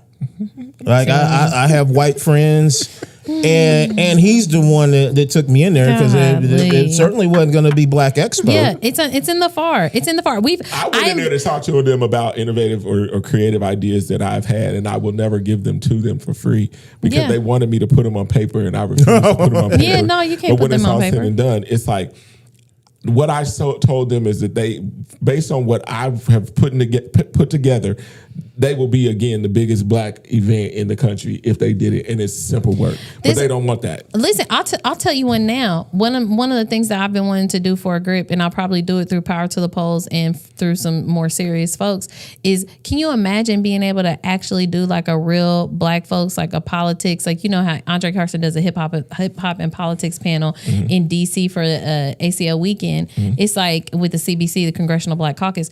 Can you imagine bringing something like that here?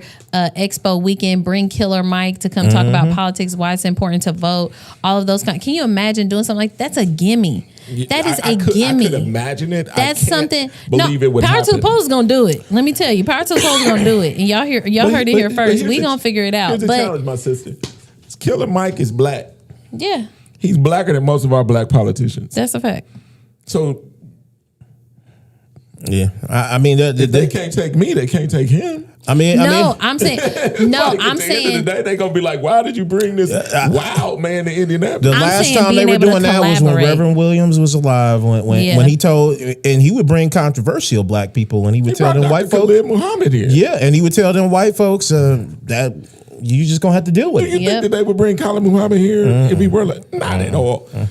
And Tupac was here at the same time. Exactly. Yep. Khalid Muhammad and Tupac Shakur What was it, were here at the same time. Sister Soldier, and that was a big controversy. Exactly. And he got up there on the TV and basically he was tactful about it, but he was like, "We gonna do it anyway. We gonna do it anyway. You It's have to our deal with it." It's our expo. And I think that's the biggest thing. It doesn't feel like that. No, it doesn't feel not like anymore. that anymore. Summer celebration. It's it's I remember that too. it's Tiny and it's Dale. just a bunch of booths. Like that's it. Mm-hmm. There's no like I don't people talking well, I'm gonna go to the concert. Well, I'm like, okay, cool. All right. But now you gotta pay. You don't enjoy it for Now you real. gotta pay. Now you got to pay to You go to don't- the concert. I wouldn't even care if it was somebody who I actually wanted to see. I wouldn't even care. That's the other thing too.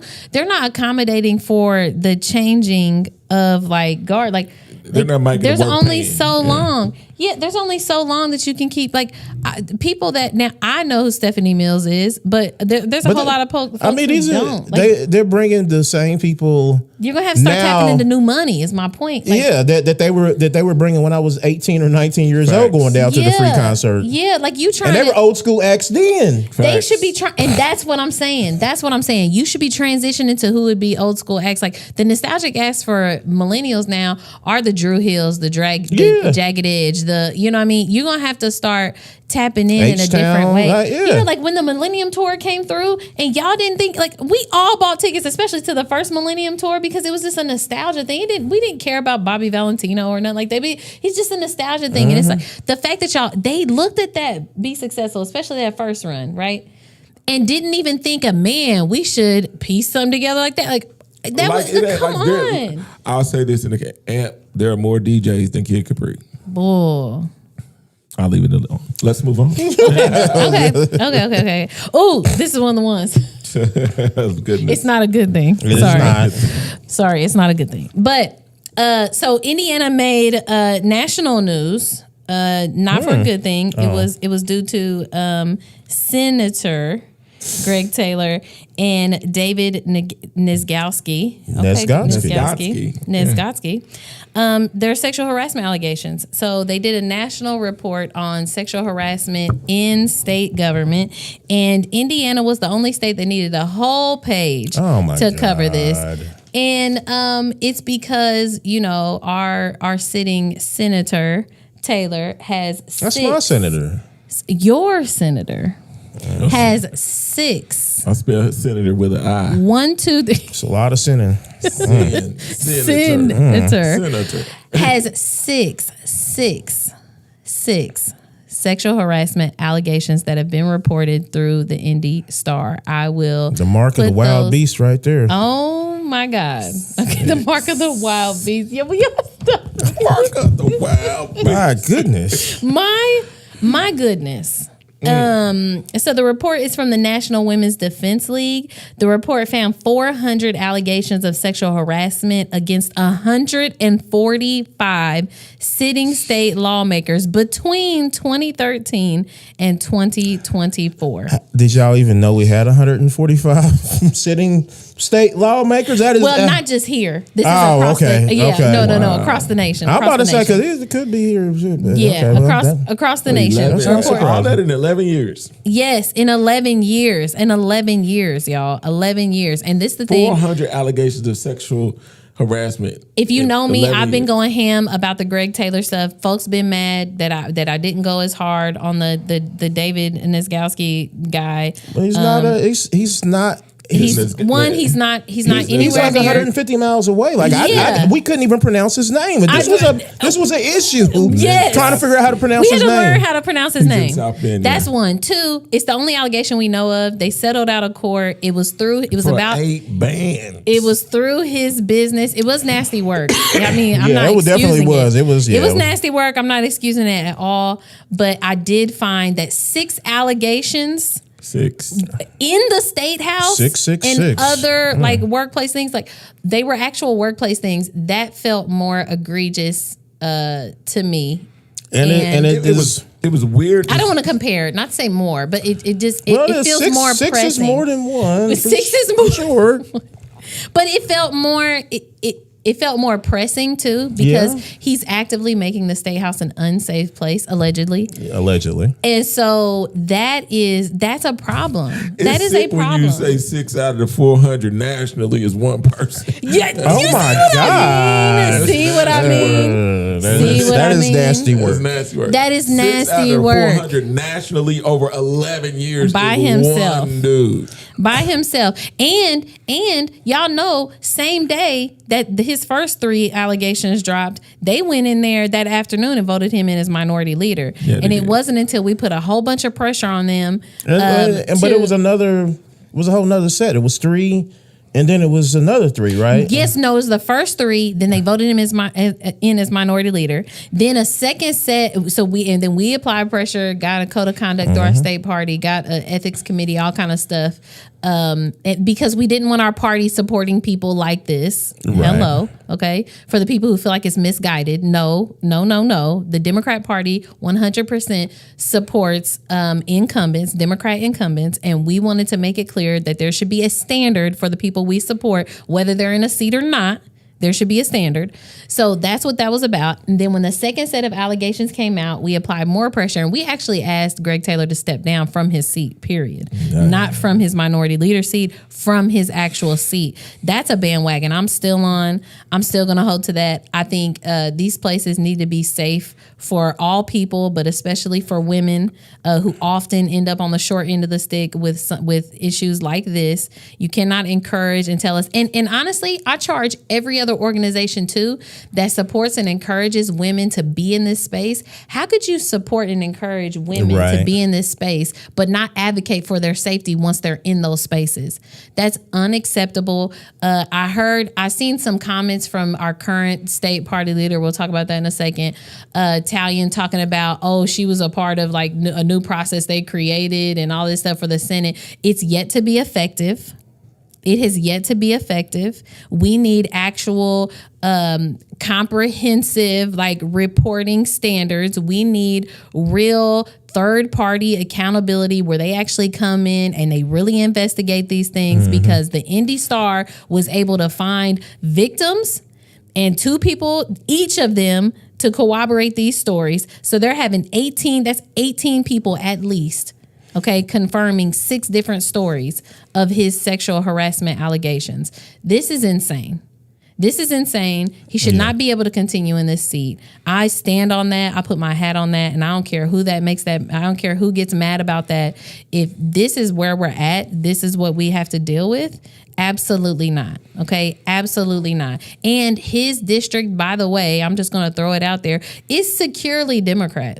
Yeah, he's run unopposed. So it will not. So don't try to make this a game of, we need more Democrats. Yes, we do, but we need quality Democrats in the State House. We need quality Democrat leadership. And right now, it is not seeming like, according to these allegations, that he's living up to that quality leadership. And 2, I'm pressed to even see about his effectiveness as a senator to begin with. I mean, from what I've heard about the allegations, I didn't know the specifics, but I've heard about it for years. And from what I understand, everybody at the State House knew about it. Disgusting. But he still ran unopposed, which means that they knew, the Republicans knew. Because there's a disconnect too. I keep hitting this mic. There's a disconnect too between what people that are in party politics know and what the general community knows. Like most and people that's didn't know the problem. And that's why I hope, if you're in his district and you're eligible to run for office, I hope you are seeing and smelling blood in the water, because there is.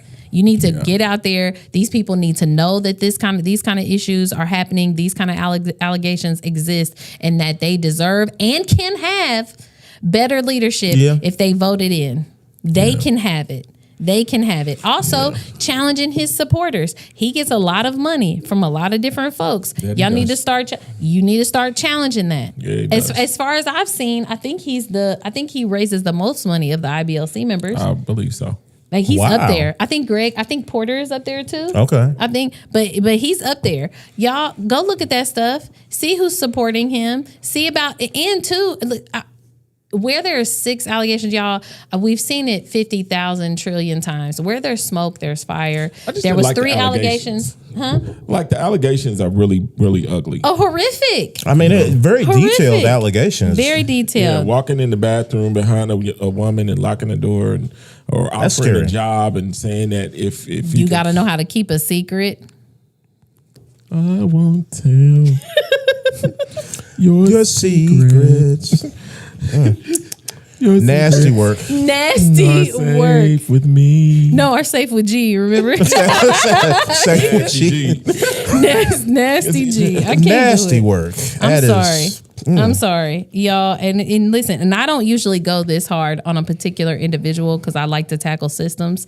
But this, I mean, very clearly, allegedly, he's a predator, and it makes the women in our state house unsafe, and I don't stand for it. I can't stand for that. So I hope that y'all will take this information and use it. If you're in his district, if you live anywhere near Wild Style, you're probably in his district. And y'all should do something about it. Press him about it. Make him actually because this is the other thing too. When they first came out in that first article, he admitted to them. Yeah. FYI. He did. He admitted to them of it being inappropriate or maybe crossing the line for the first 3. Yes, for the first 3. And then magically when the second 3 popped up, he says, "Oh no, that was a statement from his PR firm that he's still working with, FYI." And then they asked him if he wanted to retract it, in which he said, well, he wasn't really willing to go do that, and it was just like, well, what are you doing? It's all BS, like y'all. He admitted for the first 3 and then act like the other 3 didn't happen.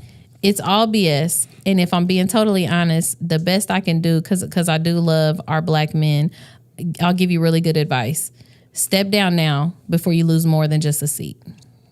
Because that's the problem. That's really the problem at this point, is because this is the thing. If you have faulty character in the state house or in these places that are known for leaders to meet up or whatever, I'm sure you have faulty character in other places too. So this is the thing. Make sure cut your losses. Cut your losses. You know what I mean? Cut off your foot to save the rest of your body, because it can only get worse from here. It can only get worse from here, and that's the unfortunate part. And it disgusts me. Anybody who's not willing, and it really stuck out to me. Obviously, people like Greg, Wild Style, Wes with the Marion County Young Dems. But there was only a handful of men that were actually willing to say anything publicly about this stuff. And I found that so incredibly disgusting. So incredibly disgusting. Yeah, it's unfortunate. Because we have to be able to stand on business when it comes to this stuff. Do y'all know how, and I just want to make this point and then I'm going to leave it alone. Do y'all know how hard it is to get 3 people on one accord? I had to work to get them here to come do this podcast, right? Yeah. And we love each other, okay? No, I was late the first time. And he was mad late the first time, right? Thought he was trying to bail on us. But it takes a lot of work to get people on one accord about anything, okay? To get people on one accord about a lie, and to get difficult that many people on one accord about different lies, all pertaining to the same person in the same kind of misconduct. Y'all, it's incredibly, incredibly difficult. So I just wanted to point that out, because I don't feel like everybody always knows that. And I want you to know that when these kind of allegations come up, we should take them seriously. They should be seriously investigated, and that there should be consequences, or it will continue. It will continue if there is not real consequences. And I can tell you right now, from being in the state house multiple times since then, ain't no consequences. Right. Buddy is living his best life. Yeah. And I think that's insane, because there's a lot of victims out here that aren't. And that's unfortunate. But yeah, I'm going to link that national report so you guys can read it for yourselves. It's horrendous. And I mean, come on, we have a chance to actually put our foot down and put a stop to at least one, right? Can we get 6 out of those 400 out of our state houses? Yeah, that would be great. Yeah. Out of state government. Okay. Last thing, because we intentionally went long this time, because we're doing it once a month. I'm trying to give y'all more time. It's going to be long, but I think y'all probably enjoy it. The rundown now. Okay, first up, Tinley fraud. Ooh. More Tinley fraud came out. I don't remember the dang. I didn't put the details on here. Oh, okay, yeah. So this is from Chalkbeat, Indiana. Yep. Brian Metcalf, who served as CEO of Tinley Accelerated Schools from July 2019 to December 2022. So 3 years. Yep. How much money? Was charged with 9 counts of wire fraud as part of what a federal indictment describes as a scheme to defraud and to obtain money from an unidentified Indianapolis charter school system and another unidentified non-for-profit corporation. Tinley's board of directors confirmed to Chalkbeat that the charter network was one of 2 victims defrauded by the alleged criminal enterprise. Interesting. It says the indictment claims that 2 other defendants, Kimberly Maddox and James Darnell Campbell, billed false invoices to the charter network in collaboration with Metcalf. The 2 later sent money to Metcalf or made payments on his behalf. The indictment alleges included payments for credit card, car loan, and mortgage expenses, as well as payments to a casino that hosted his family reunion and a construction company that repaired his roof. How much money? Jesus. How much money? It was some. Let me see if they have it in here. I thought I saw something that was. It was a lot.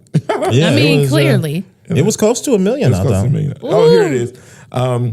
Through federal forfeiture laws, prosecutors are seeking just over $1 million from Metcalf, as well as a Chicago property. They're also seeking $365,700 from Maddox and $400,000 from Campbell. Jesus. So, as the Tinley Network CEO, Metcalf made $190,726,000 in 2022, according to state public employee records. So the unnamed chart, the unnamed 200,000, you guys still almost in the top 2%. Yeah. Almost in the top 2%, and you still. You can always use extra money. Yeah. So you can use it for something. Get an extra but it talks about an unnamed nonprofit in there, and I happen to notice that the Mind Trust owns the Tinley buildings, don't they? I believe so. I believe that there was something that happened with the CEO before the CEO. Oh yeah, there was stuff. There were expenditures taken. Yeah. I think. Excuse me. There were. He was, I think, going to school in New York, and he was flying first class, taking all kind of expenditures and spending money on certain stuff. So before that, there were another situation with Tinley where the leader of Tinley was actually taking money as well. So it's not the first time. And I think the Mind Trust got involved at that point. Yeah, that they had to purchase the buildings and lease them to Tinley. Sure. Well, the good thing about the Mind Trust bill SB 518 is that when the next CEO does this, we'll be paying for it instead of the Mind Trust. Oh, golly. Well, but guess we don't have to go down there for that one. Oh my God. Okay. Next thing was, I wanted to circle back around on party elections. The guys were wrong. The woman her name was Natalie something, ma'am. So I came here so unprepared. I'm sorry. But you can look it up. The Republican Party leadership, they came out. Obviously with ours, I was disappointed with we voted in the same leadership, Mila Eldridge. However, we did get Wes in there, who's the MCYD president. So he is vice. We got Potts is the secretary. I think so. And the treasurer is LaDonna Freeman. LaDonna became treasurer. I think she was secretary before, and now she's treasurer. Yeah, it was a flip-flop. Yeah, it was rough. There was some controversies in the room. There was somebody misspoke. I think it was Mila misspoke and said there was 3 candidates left. So the way these processes work, we vote them down. So when there's multiple candidates like that, only the bottom one by rules get eliminated. And if the other folks don't just drop out on their own, you have to keep voting until that person wins by 50% plus one vote. And so when there's so many, obviously it divvies up the votes quite a bit. And so for secretary, there was like 5 or 6 people running. So obviously it got thick. Down there at the end on the last vote, Mila misspoke and said there was 3. There was actually 2 because 2 stepped down. The bottom was eliminated. So there was only 2 people left, which was Alex Rollo and Keith Potts. But people still had one of those people that were eliminated on their ballot. And they just had a sample ballot. So they didn't mark the names off of all of our ballots. They just had a sample ballot there. So other folks got votes. And the challenge is it was unfair then, because what if those votes would have went to, Alex Rollo instead of Keith Potts? I've heard that the vote difference wasn't enough, but it was very tight. I don't think you can make that call. It's been a mess. I ain't gonna hold you. But I heard y'all were supposed to be out of there by 1 at the most. Oh my God, and y'all. then like people just had to leave because they had their life to live. Listen, it started at 9. They had the room till 1. Okay, we were there till 4:00. We were there from 9 a.m. to 4 p.m. No way. They started coming in, cleaning up the room while we were still there, closing up chairs and everything. Like, y'all got to get out. Because it was a mess. So I heard a lot of voting members left during that time. Yeah, yes, they left all day. So the numbers with each vote, the numbers went down because people were leaving. Yeah, people were leaving all day. It was just way too long, way too much going on. It was not an efficient process. It was rough. It was rough to get through. I had to DoorDash food because we're starving up in there. Like, it was. Yeah, I knew some people that left and came back. Yeah, it was very, very, very rough. And then to end on that note, we ended on that note with. Because we should have just voted again. I don't care who left. That's on y'all. We should have just voted again. It was not right, but whatever. Then, so state chair elections just happened, Lord Jesus. And that was also unfortunately eventful. We found out while we were there in the SEC meeting to vote on leadership that our CD7 leaders, our chair and vice chair, were not actually elected in because they were unopposed. They were unopposed, and it was said the new vice chair for Marion County said that he was told that they didn't have to have an election because they were unopposed. Who told him that? He said that Mila told him that the current Marion County party chair told him that. Reelected? She was reelected in, yes. And her first duty was to hold this election for for chair and vice chair of congressional. I said CD7, but that's Congressional District 7, which is Andre Carson's district. But she did not do that. She did not hold an election because they said they did not need an election because they were unopposed. And for those of you who are unaware, that is wild, right? You have seen plenty of times, I'm sure, ballots where somebody's name is there alone. Greg Taylor. Yes. It's on my every if somebody's unopposed, they're still on a ballot, you still go and vote for them. That is wild. I am not aware, somebody can correct me if I'm wrong, I am not aware of a party rule that would allow that. You still have the election and they still technically get voted in. I'm not sure what's going to eventually happen with that. In the moment though, they voted right then to either allow them to vote for party leadership or not. And the SEC by majority voted to allow them because it would take 2/3 vote to overturn what the chair had said, and they didn't get the numbers. Quite a few of them, though, did vote no for our CD7 folks to not vote for chair, but it did anyway. The way that it shook out was we got Karen Talion at chair, we got Alex Narenda at vice chair, we got the treasurer stayed the same. I can't remember his name right now. And then the secretary is a new secretary, a woman named Erin. People seem to really like. Okay. I guess she was McNally's campaign manager, I think is what it was. I don't know, but people seem to really like her.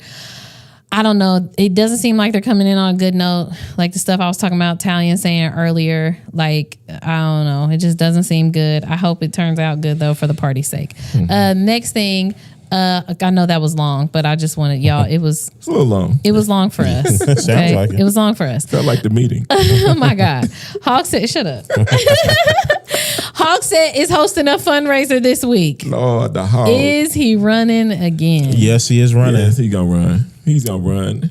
Y'all, I'm holding out hope. I think he's raising money to still maintain control, even if he's not in the seat. Gonna run. That's how I feel. I it's could be totally possible. wrong. I mean, at Mike Epps' thing, he said he's not running again. He's running from some things, but not. But he's not running. How would he know then? And he wasn't on his best behavior when he said that. And my thing is he still running from some things? My God, today. That's a good question. Y'all, listen. I'm just here to run down this list here. All I'm asking is, It seems as if he's running again. It feels like it to me. If he runs again, if this is my thing, if he runs again, we've talked on this podcast for the last 2 episodes about the ineffectiveness of our current administration. Okay. If we're he runs for again, a drunken Cupid shuffle.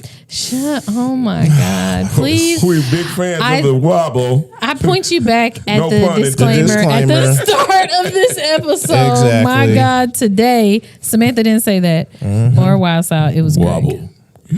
Anyway, if the wobble was done, I'm sure it was in complete and utter sobriety. First of all, okay.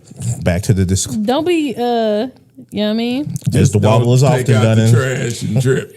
Oh my God. Get a busted lip. Some people are just red, Greg. I get it. Sometimes they're just red. I get it. And jolly. Touchy feely. I hate y'all.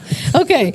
I wanted to highlight that one, I said it earlier, but Open Lines with Cameron Riddle has been fire for Shout out Cameron. Man, he's done better journalism than many of the outlets by simply inviting the 2 opposing sides on to have real conversations about it. And asking tough questions. He was asking some tight questions. I appreciated that. I loved the information. Yeah, shout out to Cameron.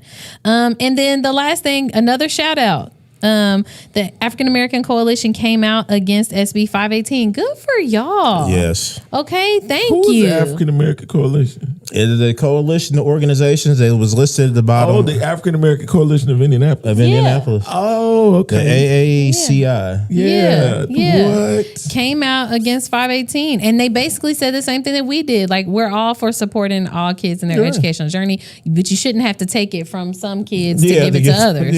Hello. You know what I mean? Common sense. I've not agreed with them on much. Yeah, hey, we're agreeing today. Shout out to the African American Coalition of Indianapolis. Yeah. We appreciate y'all. Listen, look at all of us. Unity, one accord. Unity, yeah, it is. One accord, okay? Absolutely. As always, make sure you like, subscribe, share. Listen, we had a whole lot more views than we did subscribers. So we see y'all here. You might as well just subscribe. It's okay. We just, you know what I mean? It doesn't mean you condone anything we saying. We just sharing stuff. At least you're supporting folks being informed. And that's the most important thing, right? Yeah, that's real. So make sure you can follow us individually. I'll make sure at the end of this, it has our social media handles so that you can connect with us on all the different platforms because we're on different ones. Also, like I said, like, share, subscribe here, and make sure you comment too. Let us know what you would want us to talk about. We're exploring the idea of possibly doing interviews, maybe doing some special episodes in between. So give us some ideas. Let us know who you would want to hear from, what you want us to talk about or ask about, and we will do our best to try to do those things. Until now and then, y'all just stay informed. Keep your eyes wide open, God, because there's stuff happening every day, all the time. And your ears. Thank y'all. Okay, and your ears. Okay, we appreciate y'all. Thank you for following. See ya. Have a good one.